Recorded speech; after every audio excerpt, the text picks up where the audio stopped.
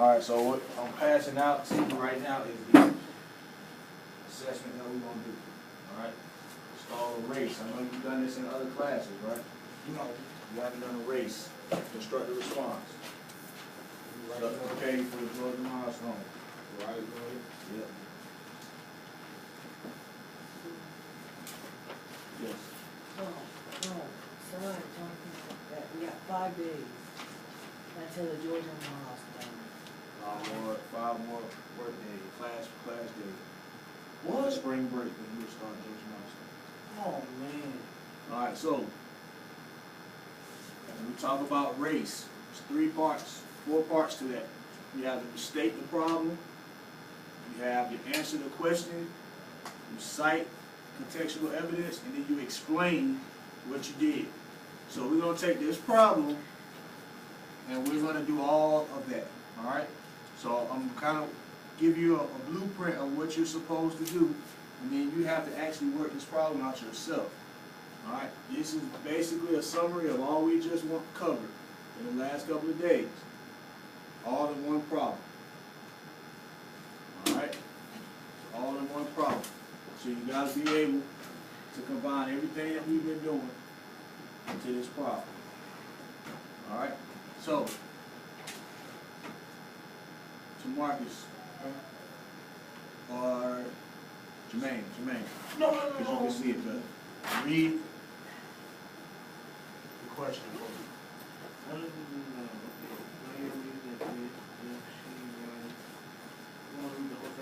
Ellen? She currently runs at a rate of 4.5 miles per hour. Create a table and graph showing Ellen's distance as she relates to the amount of time she runs. Write an equation to represent the relationship. Does the equation represent the rate of variation? Explain your reason. If she runs for 13.1 miles, how long will it take? Alright, so let's go back and underline some things. Alright, first thing we want to underline is where it says she runs at a rate of 4.5 miles. Underline that. Underline that on your sheet. She runs at a rate of 4.5 miles.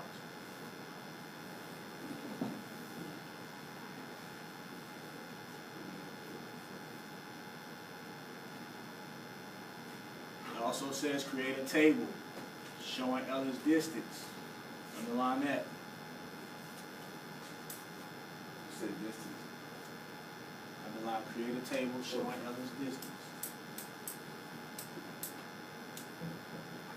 Goes here.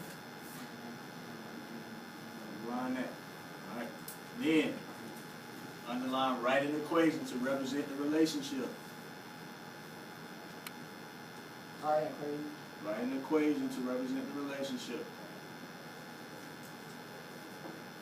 Last, it says, does the equation represent a direct variation? Underline that.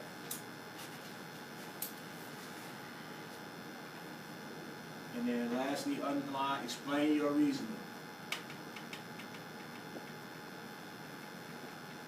Okay, so when we're restating a problem, we have to use that information to restate the problem. So what should we be writing in that restate the problem section? Based on the stuff we just underlined, what should we be writing in that restate the problem section? Jermaine? The equation like y equals 1. Alright, so right here, I'm gonna list my stuff that I have to do. This is how you restate your problem. I have to first create a table and a graph, right? That's what they asked me to do. So I'm gonna write that in here. Create a table and a graph. Alright? Now, that's an example of one of the things you have to write in there. So now you need to write the other things in there on your own. Based on the stuff you underline, look at what you underline and figure out which one of those are questions that you have to answer. And put those in that restate the problem. Create a table and graph, you put it right there in that section. Once you've done that part, then you have to answer the question. So what you do when you answer the question, you're taking all the pieces that's over here, and you'll restate the problem, and you're solving it right here. Alright? So when it says create a table and a graph, this is where your table and graph goes. Alright? When it says does the equation represent a direct variation, this is where you answer that. You say yes or no, and then you explain your reasoning. You see that, Jermaine? I'm supposed to write that right there. You can write this one, that's one of the examples, but you also have to write the rest of those pieces in there. Alright?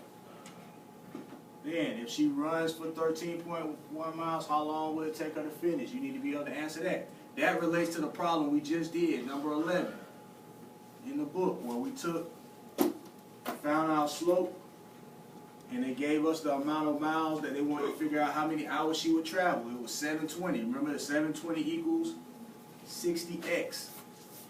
And then we divided 60 in. So whatever equation you use, you're going to have to plug this in for the y when you're solving this last question.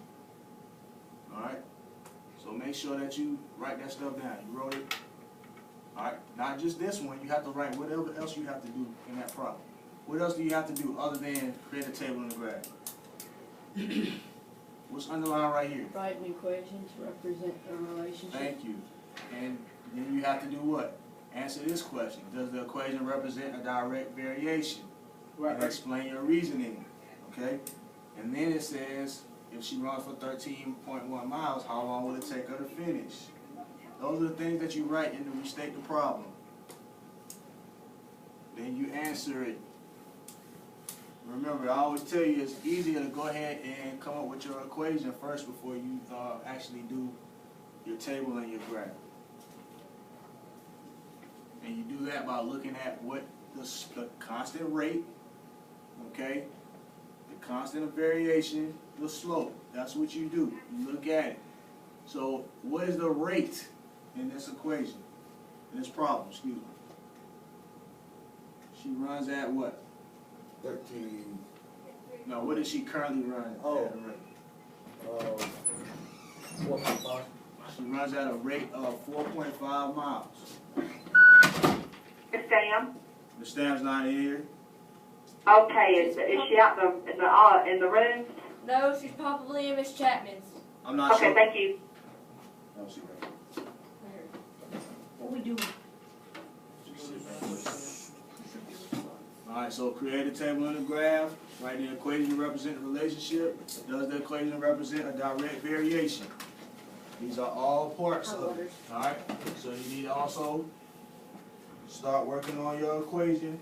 You know that our rate is going to be what? 4.5 miles. Do we need this book?